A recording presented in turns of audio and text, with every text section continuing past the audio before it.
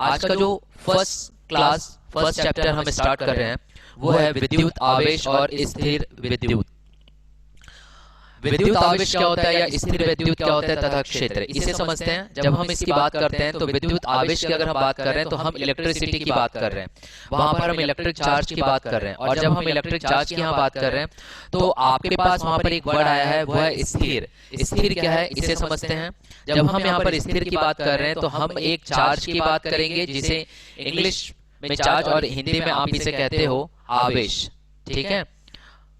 जब हम यहाँ पे आवेश की बात कर रहे हैं तो अब यहाँ देखिएगा आपके पास क्या आ रहा है, आवेश मतलब चार्ज, वो स्थिर अवस्था में रहना चाहिए। स्थिर अवस्था में रहना चाहिए इसका मतलब वो ये कह रहा है कि अगर मान लीजिए आपके पास कोई एक चार्ज है प्लस क्यू, धीरे धीरे सारी चीजें क्लियर होगी, समझते जाइए। आपके पास कोई एक चार्ज है प्लस क्यू जिसे हम आवेश भी कहते हैं। अगर ये टाइम के साथ चेंज ना करे, इसकी पोजीशन अभी यहाँ पर है, हमने टाइम देखा स्टार्टिंग में, टाइम आपका मान लीजिए सुबह 7 बजे की टाइमिंग थी, ठीक है। फिर यही टाइम सुबह 8 बज गए, परंतु आपका जो चार्ज है वो चार्ज इस स्थान से कहीं पर भी नहीं बदला है, तो आप बोलोगे ये स्थिर अवस्था में। दूसरी बात, आपके पास अगर ये चार्ज है तो यहाँ पर इसका अपना एक क्षेत्र बनता जाएगा जिसका हमें अध्ययन करना होगा। और ये जो क्षेत्र है ये इलेक्ट्रिक फील्ड कहलाता है, या फिर आप इसे कह सकते हो विद्युत क्षेत्र। यहाँ देखिए विद्युत क्षेत्र, इसी की हमको स्टडी करनी है, तो यहाँ पर बन जाएगा इसका एक विद्युत क्षेत्र।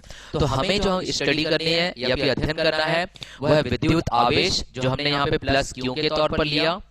फिर उससे संबंधित उसका बनाया गया उसका क्षेत्र, मतलब कि हम बात कर रहे हैं इस विद्युत क्षेत्र की, ये इसका हमें अध्ययन करना होगा। हमें ये देखना होगा कि अगर ये चार्ज एक विद्युत क्षेत्र बना रहा है तो इस विद्युत क्षेत्र में आपके पास क्या क्या बल लग रहा है। आप जानते हो जब कभी हम बल की बात करते हैं तो दो प्रकार के बल होंगे, एक वो बल जो अपनी ओर से आकर्षित करेगा, दूसरा बल जो उसे दूर भेजेगा या प्रतिकर्षित करेगा। इस प्रकार के बलों का अध्ययन करना, क्षेत्रों का अध्ययन करना, किसके क्षेत्र का, इस प्रकार के चार्ज या फिर आवेश का ये जो क्षेत्र बनाया गया है इस पर जो हम अध्ययन करेंगे उसे ही हम कहते हैं स्थिर वैद्युत, ठीक है। अब इस क्षेत्र को अध्ययन जो हम करने जा रहे हैं उसकी परिभाषा को जानना होगा, क्योंकि बोर्ड एग्जाम में आपको परिभाषा लिखना होगा। इस परिभाषा के अकॉर्डिंग अगर हम देखें तो ये क्या कह रहा है, परिभाषा ये कह रही है कि स्थिर वैद्युतिकी जो है वो आवेशों के द्वारा उत्पन्न बल, क्या बल है मैंने अभी आपको बताया, स्क्रीन में दिखाई दे रहा है आपके पास। एक बल होगा आपके पास जो उसे आकर्षित करेगा, दूसरा बल होगा जो उसे दूर भेजेगा या प्रतिकर्षित करेगा। इस प्रकार के बलों का क्षेत्र, वहां पर एक वर्ड दिया गया है क्षेत्र। यहाँ पर क्या है, क्षेत्र कह रहा है जो वो आवेश अपने आसपास बना रहा है। अगर आपके पास मान लीजिए आवेश जो दिया गया है वो आवेश आपका पॉजिटिव है, ठीक है, प्लस चार्ज है या प्लस आवेश है, तो वो जो क्षेत्र बनाएगा वो पॉजिटिव नेचर का बनाएगा। अब ये जो पॉजिटिव नेचर का बना रहा है या जिसकी प्रकृति धनात्मक है, इस क्षेत्र में अगर हम किसी और चार्ज को लाते, क्योंकि यहाँ पे क्षेत्र की बात की है, मान लीजिए हमने यहाँ पे कोई दूसरा चार्ज ला लिया, इसे हम दे दिए क्यू डैश, तो जाहिर सी बात है दोनों के अगर गुण आप देखोगे, नेचर देखोगे, प्रकृति देखोगे, तो दोनों ही क्या है, पॉजिटिव है। अगर ये दोनों पॉजिटिव है तो आप देखिए ये एक दूसरे में एक ऐसा बल लगाएंगे जो इसे एक दूसरे से दूर करता जाएगा, मतलब कि आकर्षित नहीं करेंगे, प्रतिकर्षित करेंगे। इन बलों का अध्ययन करना है। दूसरा ये बोल रहा है विभव। विभव मतलब पोटेंशियल्स, इंग्लिश में हम इसे कहते हैं। ये मैं आपको आगे के चैप्टर्स में बताऊंगा, अभी बताने से कोई फायदा नहीं होगा। अब यहाँ देखिए आपके पास इनकी स्टडी जब हम करते हैं, अध्ययन करते हैं, तो ये कहलाता है स्थिर वैद्युतिकी, इसका अध्ययन करना है। तो ये हो गया आपका परिभाषा जो आप बोर्ड एग्जाम में लिखेंगे। इससे संबंधित आगे अगर हम देखते हैं तो आपके पास आपने देखा कि स्थिर वैद्युतिकी में महत्वपूर्ण बात जो हमें जानना है वो यह है चार्ज को लेकर के कि इलेक्ट्रिक चार्ज क्या होता है, इसका अध्ययन हमें करना पड़ेगा। अब अगर हम इलेक्ट्रिक चार्ज का अध्ययन कर रहे हैं तो उसी को ही हम हिंदी में कहते हैं विद्युत आवेश। आवेश मतलब मैं इंग्लिश में उसे चार्ज कर रहा हूँ, आपको टेक्निकल वर्ड पता होना चाहिए, क्योंकि जब आप इंजीनियरिंग या मेडिकल एग्जामिनेशंस के लिए जाओगे तो इंग्लिश वर्ड बहुत काम आता है, स्पेशली इंजीनियरिंग करोगे तो टोटली इंग्लिश में रहता है। अब यहाँ देखिए आपके पास विद्युत आवेश, अगर हम विद्युत आवेश की बात करें मतलब हम इलेक्ट्रिक चार्ज की बात कर रहे हैं, और अगर हम इलेक्ट्रिक चार्ज की बात कर रहे हैं तो उस समय हमें ये पता होना चाहिए कि इलेक्ट्रिक चार्ज डेवलप कैसे होता है या विद्युत आवेश उत्पन्न कैसे होता है किसी बॉडी में। तो वो हम देखते हैं, बॉडी मतलब कि किसी ऑब्जेक्ट की बात कर रहा हूँ, किसी वस्तु की बात कर रहा हूँ, वस्तु को मैं बॉडी कहूंगा, आप इजीली समझ जाइएगा। जैसे कि उदाहरणतः अगर हम यहाँ देखें तो आप देखिएगा आपके पास हमने लिया रेशम का धागा या रेशम के इस कपड़े को, इस पर आपने रगड़ रहे हैं किसे, कांच की छड़ को। जब आपने इस पर कांच की छड़ को रगड़ा तो आपने यह अनुभव किया कि वो जो कांच की छड़ है किसी छोटे छोटे बिट्स ऑफ पेपर को अपनी ओर आकर्षित कर रहा है।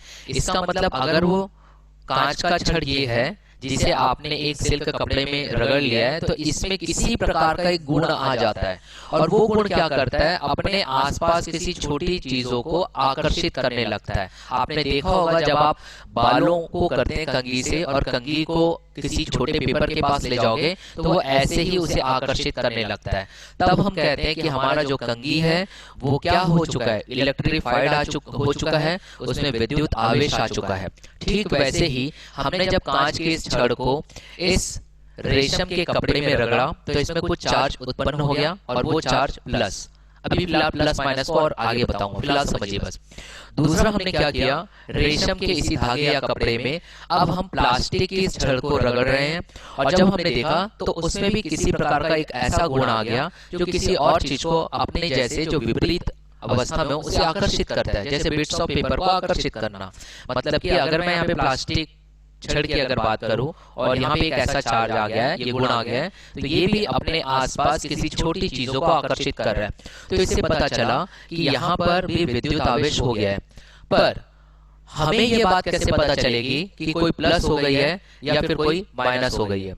अगर हमें यह जानना है कि कोई प्लस है या माइनस है, वो हमें इस बात से पता चलता है कि हमने क्या किया, इस प्लास्टिक की छड़ और इस कांच की छड़ को जब एक दूसरे के हम करीब लाए, जैसे यहाँ देखिएगा डायग्राम में, अगर मान लीजिए आपके पास ये एक छड़ है जिसे हम बोल रहे कांच की छड़। अब ये जो कांच की छड़ है ये पॉजिटिव है।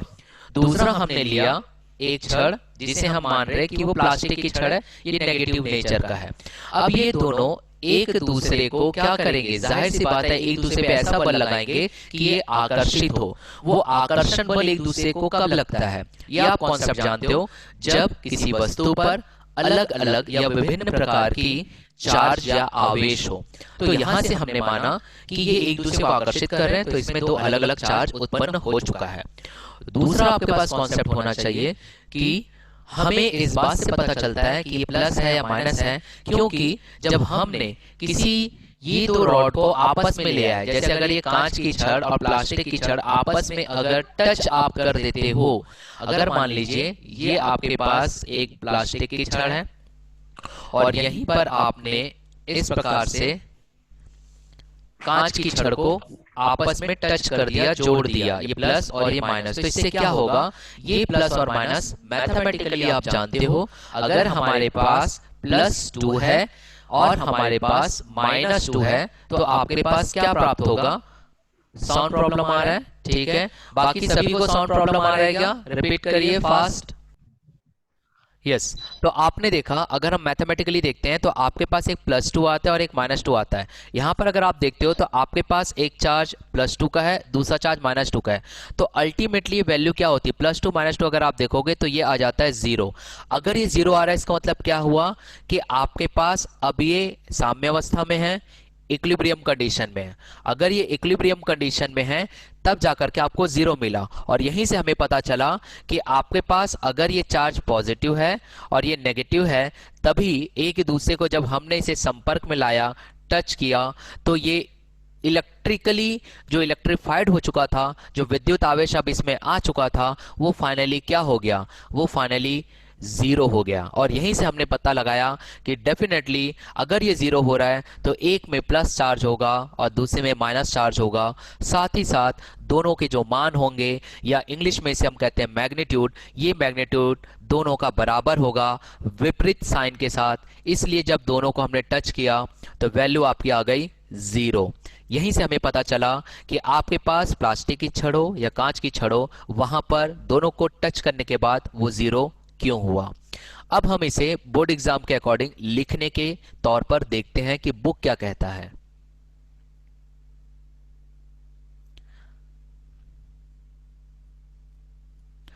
जब हम विद्युत आवेश की अभी बात कर रहे थे तो आपको लिखना होगा कि यह एक ऐसी राशि होती है, ठीक है। किस प्रकार की राशि है ये? तो ये आपके पास एक ऐसी राशि है जिसे विद्युत आवेश कहते हैं। यह दो प्रकार के हो सकते हैं। अब वो कौन से दो प्रकार हैं अभी आपको मैंने बता दिया, एक प्लस होगा और एक माइनस होगा। इस पर चर्चा करते हैं। जब हम प्लस और माइनस की बात कर रहे हैं तो आपके पास इसके गुणों को समझना होगा। हमें यह देखना होगा कि अगर आपके पास दो चार्ज प्लस प्लस के ही अगर आ जाते हैं, जिसे आप कहते हो सजातीय आवेश, ठीक है। ये आप अपने प्रीवियस क्लास जब आप छोटी क्लासेस में थे तब भी आप जानते थे, इसे हम थोड़ा और क्लियर करेंगे। सजातीय आवेश जब होता है मतलब कि अगर ये प्लस और प्लस चार्ज या आवेश एक साथ आ जाए तो ये एक दूसरे को प्रतिकर्षित बल इसमें लगाएंगे, मतलब इस तरीके का फोर्स इस पे उत्पन्न होगा। अगर ये माइनस और माइनस आवेश आ जाए तो भी ये एक दूसरे पे प्रतिकर्षित बल लगाएगा। ये 100% डन है और यही चीज कह रहा है कि सजातीय आवेश एक दूसरे को प्रतिकर्षित करता है, ठीक है। अब अगर हम इसके नेक्स्ट पॉइंट पर देखें इसके प्रॉपर्टीज को लेकर के, तो इसकी प्रॉपर्टी ये कहती है अगर विजातीय आवेश आए तो क्या होता है। अगर विजातीय आवेश आए तो ये भी आप जानते हो कि वो एक दूसरे को क्या करेंगे, आकर्षित करेंगे। इसका मतलब वही चीज़ है जो मैंने आपको बताया, जैसे कि आपके पास प्लस और माइनस को लेकर के एक प्लस चार्ज था अभी पिछले समय और एक माइनस था, तो ये दोनों एक दूसरे को आकर्षित कर रहे थे। यही वो प्रॉपर्टी है, विजातीय आवेश एक दूसरे को आकर्षित करते हैं। इस प्रकार के पॉइंट्स आपको लिखना होगा जब विद्युत आवेश की बात कहेगा आपका बोर्ड एग्जामिनेशन। नेक्स्ट अगर हम इसके प्रॉपर्टीज पर जाते हैं तो इसका प्रॉपर्टी ये भी कहता है कि आपके पास स्पर्श करने पर आवेश, जैसे हमने दो छड़ लिया था, एक प्लास्टिक की छड़ लिए, दूसरा हमने क्या लिया था, कांच की छड़। उस समय क्या हो रहा था, उस समय आपने देखा दोनों वैल्यू जीरो हो गई। क्यों? क्योंकि वो इक्विलिब्रियम कंडीशन में साम्य अवस्था में पहुंच गई थी, प्लस और माइनस। उसी से संबंधित आपके पास ये कह रहा है कि अगर आप किसी आवेशित छड़, आवेशित वस्तु को अगर टच करते हो तो वहां से चार्ज आवेश स्थानांतरित होगा। कैसे? यहां देखिए, अगर मान लीजिए आपके पास ये एक रॉड या छड़ है जो कि प्लस है, अगर ये प्लस नेचर का है, अगर ये प्लस नेचर का है और आपने यहाँ कहीं किसी और रॉड को टच कर दिया जो कि इलेक्ट्रिफाइड नहीं था, न्यूट्रल था, पहले से उसमें कोई भी चार्ज नहीं था, तो उस कंडीशन में इस रॉड से दूसरे रॉड में प्लस चार्ज जो वो लेकर आ रहा था अपने साथ वो ट्रांसफ़र हो जाएगा या स्थानांतरित हो जाएगा। यह भी प्रॉपर्टी होती है और यह प्रॉपर्टी हमारे काम आएगी, आगे जा करके हम देखेंगे। इसलिए आपको ये जानना ज़रूरी है कि स्पर्श करने पर आवेश जो है स्थानांतरित हो जाते हैं।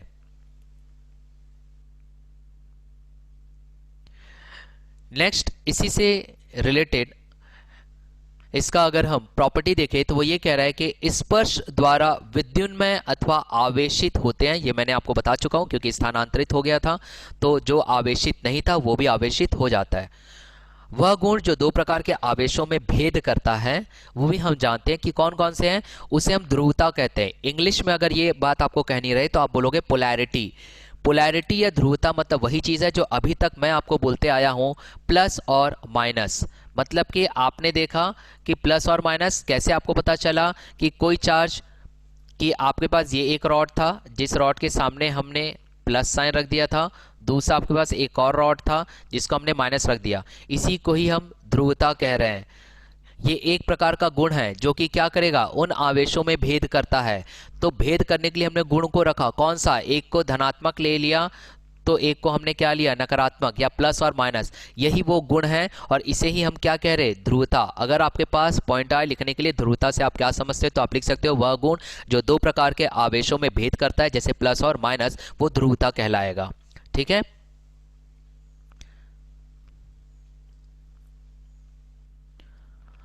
वस्तुओं द्वारा जो अर्जित किया जाएगा विजातीय आवेश एक दूसरे के प्रभाव को निष्फल कर देते हैं। ये भी मैंने आपको प्रॉपर्टी जस्ट इससे पहले समझा चुका हूं।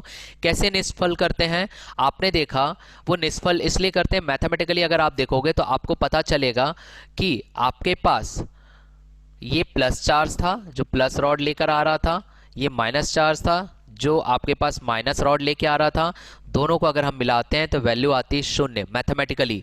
यही वो कह रहा है कि वस्तुओं द्वारा अर्जित विजातीय आवेश जो एक दूसरे से अलग हो, वो किस प्रकार से परिणाम देंगे, वो एक दूसरे के प्रभावों को निष्फल कर देंगे। इसका मतलब ये है कि अगर आपके पास ये एक रॉड है जो पहले से आवेशित है प्लस चार्ज के साथ, दूसरा आपने एक और रॉड इससे कनेक्ट कर दिया जो कि माइनस चार्ज या माइनस आवेशित है, तो ये एक दूसरे का जो प्रतिफल यहाँ पर मिलेगा वो हमें एक ऐसा रॉड मिलेगा जिसमें किसी भी प्रकार का कोई चार्ज नहीं है। उसे हम कहेंगे कि वो निष्फल हो चुका है, वो अब इलेक्ट्रिफाइड नहीं है, कोई भी चार्ज या आवेश उसमें नहीं है। यही वो प्रॉपर्टी है।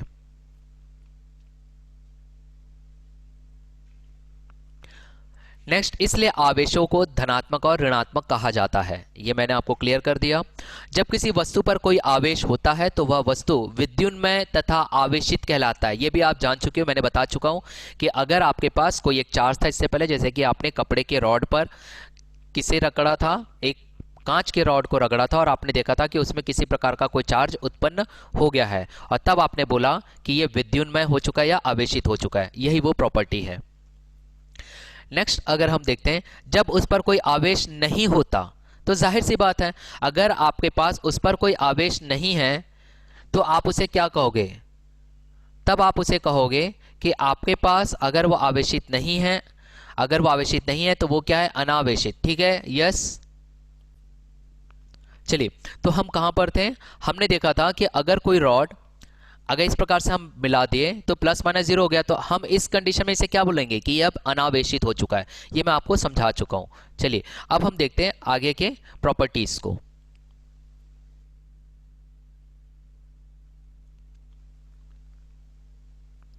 अब आगे की प्रॉपर्टी आपकी क्या कहती है? आगे की प्रॉपर्टी ये कह रही है कि अगर आपके पास, आपने अभी दो चीज समझा, वो दो चीज आपने क्या समझा? आपने दो चीज समझा कि आपने दो चीज समझा प्लस और माइनस के बारे में। अगर वो दोनों मिल जाए तो वो एक दूसरे को अनावेशित कर देते हैं, शून्य हो जाता है, या इक्विलिब्रियम कंडीशन में आ जाते हैं, साम्य अवस्था में।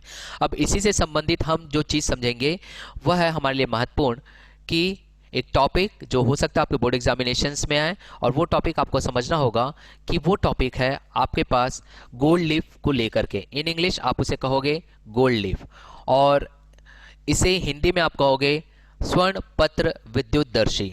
यह एक प्रकार का एक्सपेरिमेंट है जो हमने इसलिए किया, ये चेक करने के लिए क्या सच में एक रॉड से दूसरे रॉड में या एक वस्तु से दूसरे वस्तु में क्या चार्ज या आवेश ट्रांसफर हो सकता है। इस चीज को समझने के लिए ये चीज बताया जा रहा है। तो आपका जो टॉपिक नेम है वो है अभी स्वर्ण पत्र विद्युतदर्शी। इस स्वर्ण पत्र विद्युतदर्शी में हो क्या रहा है, यहां देखिए। जब हम स्वर्ण पत्र विद्युतदर्शी की बात करते हैं तो हम इसमें एक बॉक्स लेंगे जो आपके स्क्रीन में दिखाई दे रहा है। उस बॉक्स में एक धातु की छड़ को लगा रखा गया है वर्टिकल इन कंडीशन, या फिर हिंदी में आप इसे कहते हैं ऊर्ध्वाधर। ये इस प्रकार से लगाया गया है। साथ ही साथ आपके स्क्रीन में जो अभी दिखाई दे रहा है बस उसे देखिए स्क्रीन में, फिर मैं आपको और डिटेल में बताऊंगा। फिर उसी धातु के छड़ पे आपको एक धातु की गुंडी भी दिखाई दे रही है, मतलब एक मेटल का स्फीयर बना हुआ है, एक गोलाकार शेप है वहां पर, उसे लगा दिया गया है।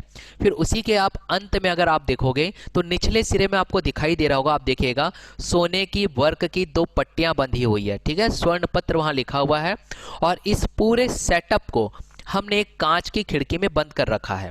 अब ये सेटअप और ये एक्सपेरिमेंट कैसे करता है काम, उसे समझते हैं। अब यहां देखिएगा, हम इसे क्या करेंगे, आपके पास इस सेटअप को मैं समझा रहा हूं, क्योंकि अगर आपके पास लिखने के लिए आता है तो आप लिखने के काबिल इस चीज से हो जाओगे। कि यहां देखिए आपके पास क्या दिया है, स्वर्ण पत्र विद्युतदर्शी से आप क्या समझते हो, इस एक्सपेरिमेंट के बारे में बताइए। तब आप बताओगे कि आप पहले इसे कांच की खिड़की या कांच के डब्बे में आपने इसे क्लोज कर दिया, एक रॉड लगाया जो लोहे की छड़ थी या फिर जो मेटल है, और उसे आपने क्या किया, इस तरीके से ये मेटल की छड़ है जिसे आपने वर्टिकल लगाया, जो आपके इस डायग्राम में आपको दिखाई दे रहा है। दूसरा आपने क्या किया, यहां पर एक धातु की गुंडी या फिर एक स्फेरिकल नेचर का गोलाकार शेप का आपने क्या किया, धातु लगा दिया, वो यहां दिखाई दे रहा है आपको अलग से। फिर आपने क्या किया, इसके एंड पार्ट में यहां पर आपको एक स्वर्ण पत्र दिखाई दे रहा है, दो पत्तियां हैं और कागज के टुकड़े की तरह, और उसे आपने लगा दिया एंड पॉइंट पे, ये आपको दिखाई दे रहा है, ये चीज़ है। अब यहाँ पर क्या हुआ, ये चेक करने के लिए कि क्या सच में चार्ज एक जगह से दूसरी जगह, एक वस्तु से दूसरे वस्तु में ट्रांसफर या स्थानांतरित हो सकता है, तो हाँ हो सकता है। इस एक्सपेरिमेंट में हमने क्या किया, हमने एक चार्ज लाया, आवेशित रॉड लाए, और वो रॉड अभी मेटल का है, मान लीजिए लोहे का है। आपने इसे करीब लाया और ये जो आपके पास स्फेरिकल नेचर का आपको दिखाई दे रहा है या फिर गोलाकार दिखाई दे रहा है, यहाँ पर आप उस चार्ज को कनेक्ट कर दे रहे हो, उस रॉड को आपने यहाँ पे कनेक्ट किया, जो कि कैसा था, प्लस चार्ज था। जैसे ही आपने उसे कनेक्ट किया, कनेक्ट करने के बाद यहाँ का जो चार्ज था, वो ये वाला जो चार्ज था वो सबसे पहले स्थानांतरित हुआ इस गोलाकार शेप में, आकार में, और उस प्लस चार्ज से ये ट्रांसफर हुआ इससे कनेक्टेड दूसरे रॉड में, जो कि मेटल का बना हुआ है या फिर लोहे का बना हुआ है।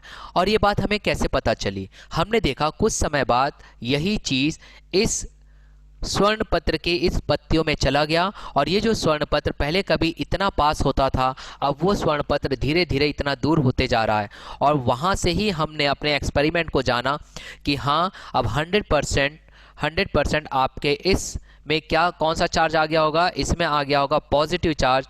क्यों? क्योंकि आपने रॉड से कौन से चार्ज को लेकर के आए थे, आप पॉजिटिव चार्ज लेकर के आए थे, वो पॉजिटिव चार्ज यहाँ ट्रांसफ़र हुआ होगा, वो पॉजिटिव चार्ज धीरे धीरे इस रॉड में ट्रांसफ़र हुआ होगा। तभी तो ये जो लीफ पहले कभी इतने पास पास थी, अब वही लीफ या पत्तियाँ इतनी दूर हो गई है, मतलब इसमें एक बल लगा है जिसे हम बोलते हैं प्रतिकर्षण बल, और वो प्रतिकर्षण बल जो है इसे दूर भेज दिया, मतलब डेफिनेटली आपका जो चार्ज था वो इन दोनों पत्तियों में ट्रांसफर हो गया। इस एक्सपेरिमेंट से ये चीज़ क्लियर होता है, इसलिए आप इसे बोलोगे स्वर्ण पत्र विद्युत दर्शी। इस चीज़ के बारे में आपको इस तरीके से अपने बोर्ड एग्जामिनेशन में लिखना है। पॉइंट्स जो आपके स्क्रीन में दिखाई दे रहे हैं उस चीज़ को आपको अपनाना है। जब कोई आवेशित वस्तु छड़ के ऊपरी सिरे को छूती है तो छड़ में होता हुआ, छड़ से होता हुआ जो आवेश है वो सोने के वक्रों पर आ जाता है और एक दूसरे से दूर होने लगता है। इस प्रकार से वो जो दूर हो जा रहा है या हट जा रहा है, तब हम कहते हैं कि अब हमारा जो चार्ज है वो ट्रांसफ़र हो गया रॉड से लेकर के आपके उस पत्तियों तक जो स्वर्ण की बनी हुई थी। तो ये एक्सपेरिमेंट आपको इसके बारे में कहता है।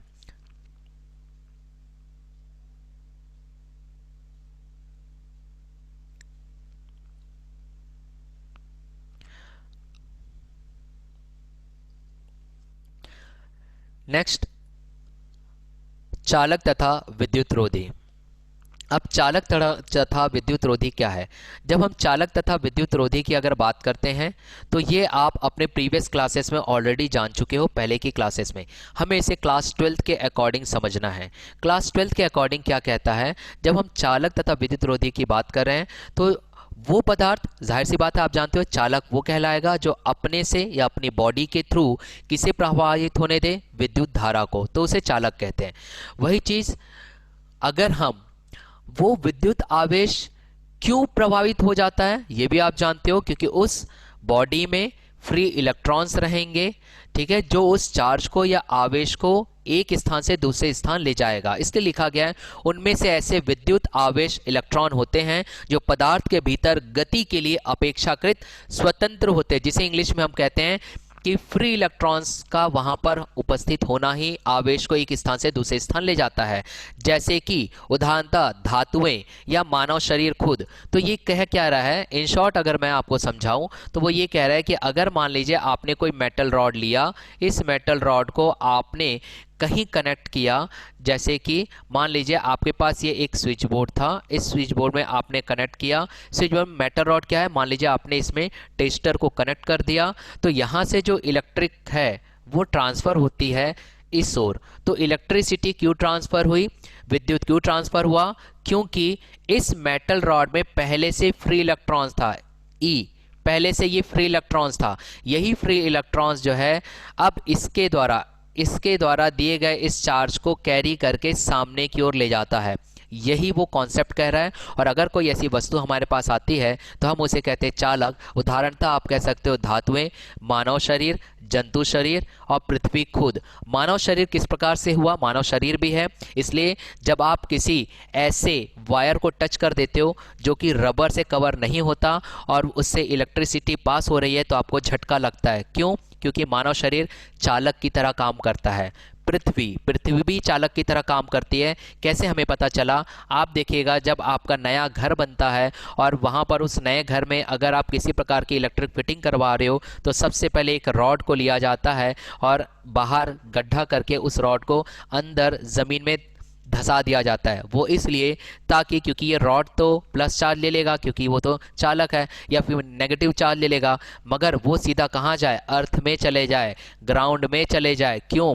ताकि आपको किसी प्रकार से झटका ना पहुंचे अगर कोई ऐसी दुर्घटना हो जाती है कि आप वायर टच कर लो या फिर शॉर्ट सर्किट। तो यहाँ से पता चलता है कि पृथ्वी भी एक चालक है। ठीक है। नेक्स्ट, अगर हम देखते हैं कि आपके पास विद्युत रोधी उदाहरणतः आप जानते हो जैसे प्लास्टिक के तौर पर ले लेते हैं हम, तो विद्युत रोधी क्या होती है? ये अपने आप से चार्ज को पास नहीं होने देगी, प्रभावित नहीं होने देगी। तो आपको ये मालूम है, मेन आपको क्या जानना है? आपको यह जानना है कि वो क्यों पास नहीं होने देगी। तो सीधा सीधा जैसे मैंने आपको बताया, स्वतंत्र तौर पर इलेक्ट्रॉन का वहां पर उपस्थित ना होना ही उसका एक सबसे बड़ा कारण है।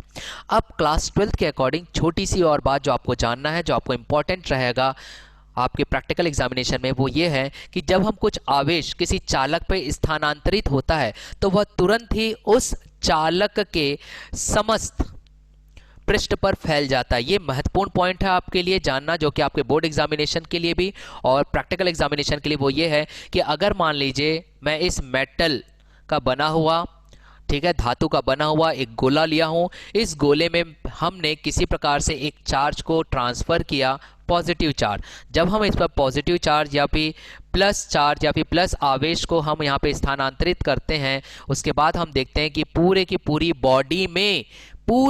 बॉडी में ये जा करके फैल जाता है।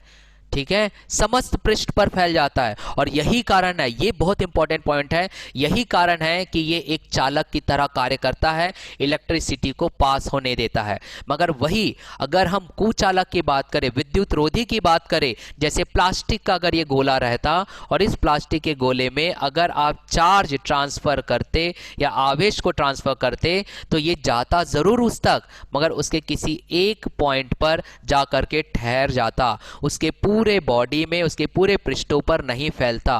क्योंकि उसके पूरे पृष्ठ पर ये नहीं फैल रहा है, इस वजह से ये इस इलेक्ट्रिसिटी को पास नहीं होने देता। ये इसका मुख्य कारण है।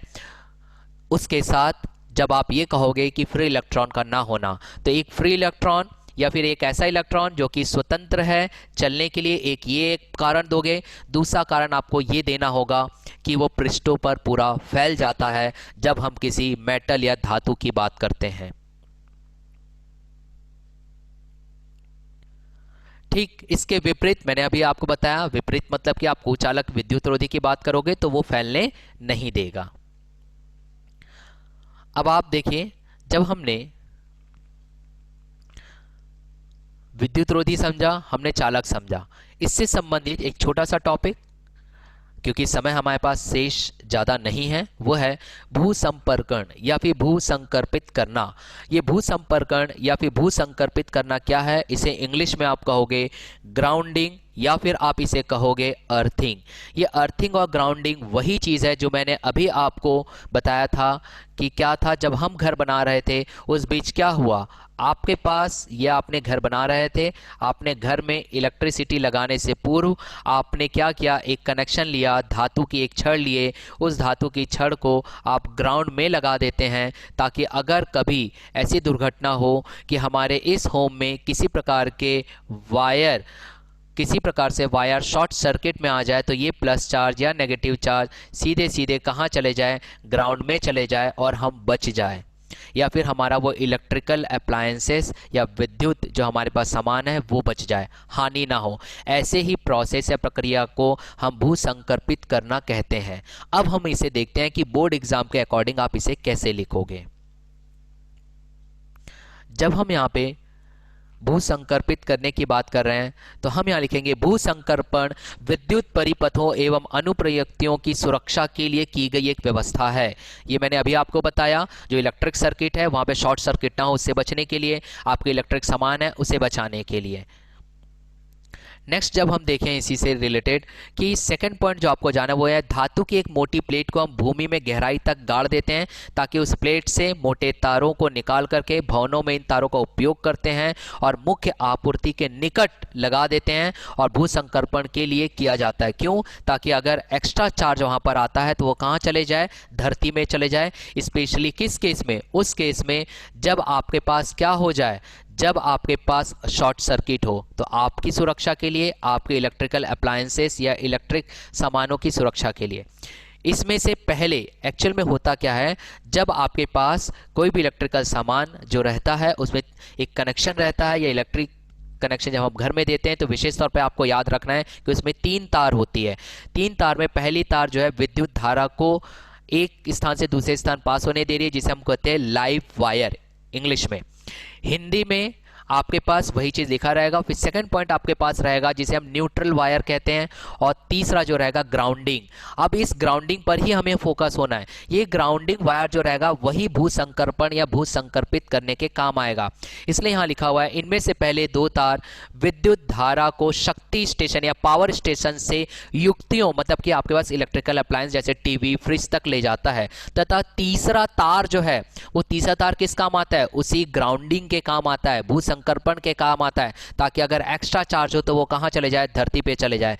क्यों? क्योंकि अगर परिपथ में या इलेक्ट्रिक सर्किट में किसी प्रकार की त्रुटि, कौन सी त्रुटि? अभी मैंने आपको बताया शॉर्ट सर्किट का हो जाना, अगर ऐसा हो जाता है तो हमारी सुरक्षा के लिए ये कार्य किया जाता है। धातु के आवरण से स्पर्श होने पर आवेश जो है वो भूमि की ओर प्रभावित हो जाता है और हम बच जाते हैं।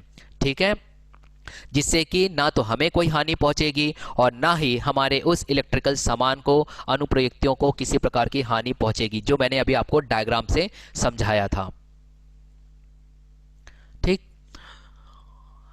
अगर किसी प्रकार का कोई डाउट है तो आप तुरंत पूछ लीजिए, क्योंकि क्लासेस ऑटोमेटिकली ऑफ हो जाएगी थोड़ी देर में। इसे मैं इन शॉर्ट बता रहा हूँ। यहाँ देखिए, आपके पास ये एक वायर है और इस वायर में आपने मान लीजिए आप टीवी कनेक्ट करके रखे हो, आप टीवी देख रहे हो, उसी बीच अचानक जो है इस वायर में शॉर्ट सर्किट हो जाता है, जिसकी वजह से हो सकता है आपका ये जो टीवी है ये ब्लास्ट हो जाए या आपको करंट लग जाए। उस बीच बचाने के लिए इसका एक वायर का जो कनेक्शन रहता है वो ग्राउंड में रहता है, ताकि एक्स्ट्रा जो